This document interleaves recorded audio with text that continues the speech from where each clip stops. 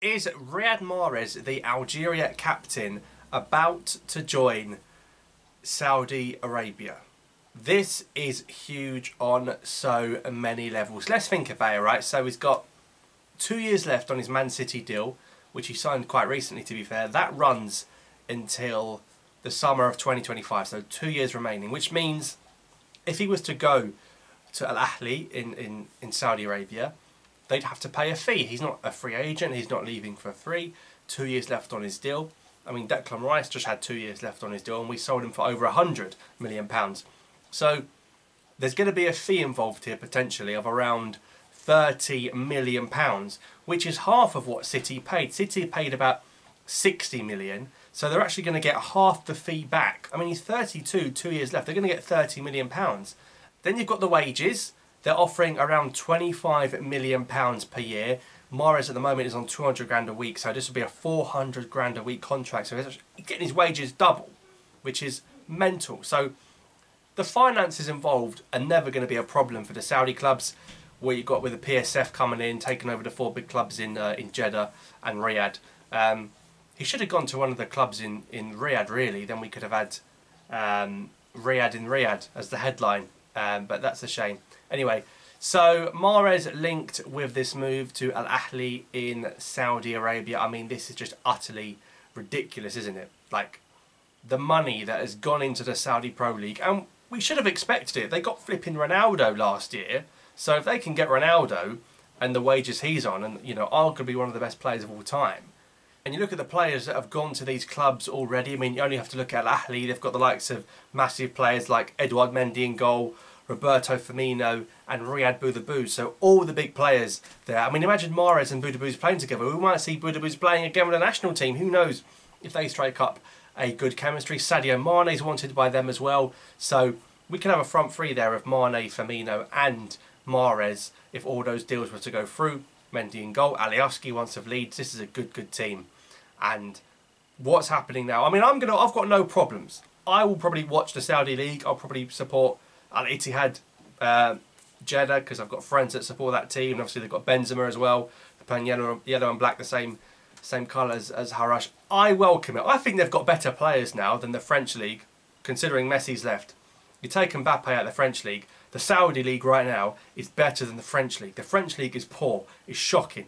Right? When do French clubs ever do well in Europe in the last 5 to 10 years? That Saudi Pro League, for me, is already a top 5 league in the world. Al Hilal have got Ruben Neves and Milinkovic-Savic in centre mid.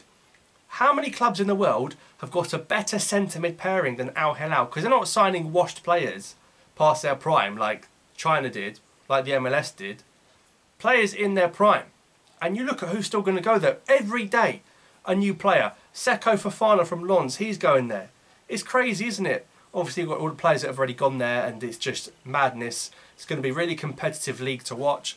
Sky Sports have purchased us in the UK, so I've got no problems with Saudi Arabians taking over football.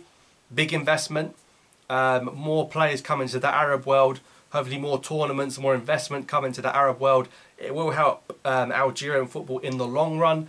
Also trying to boost a Saudi World Cup bid, which again would help Algeria if they were to qualify for that tournament. So there are positives. The negative is the current quality when you have the Algeria captain Riyad Mahrez playing for the national team at an Africa Cup of Nations in his prime. Because when Yusuf Belaili, who played for this club in Saudi Arabia, Al Ahli, he was deemed not worthy of a place, not in the starting 11, but in the Algeria squad, because he was playing in the Saudi League. So now, for Mahrez to go there, are we being hypocritical to say Mahrez shouldn't be called up in squads because he's playing in Saudi Arabia?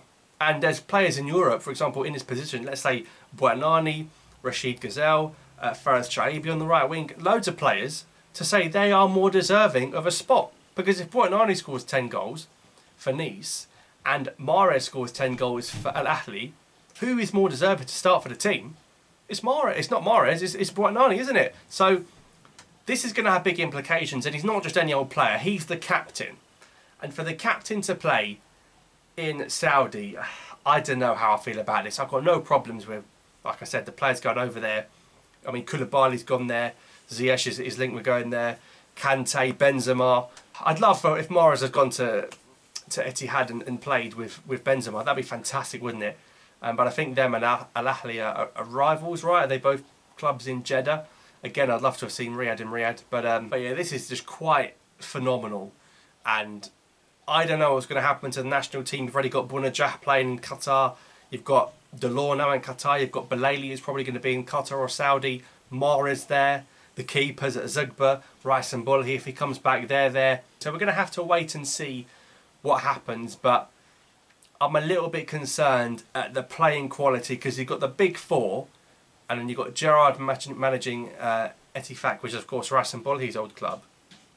And then after that, I don't know, he's swapping Oasis for Kanafa. And also, are the family going to be willing to locate to Saudi Arabia? Is Taylor Ward going to be willing to move to Saudi Arabia? Let's wait and see. But this is close. He's agreed personal terms. The contract has been agreed.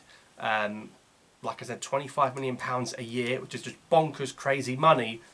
Can City and Al-Ahli strike a fee? What I'm hearing is that Mahrez wants the deal, and that Pep can't really stand in his way.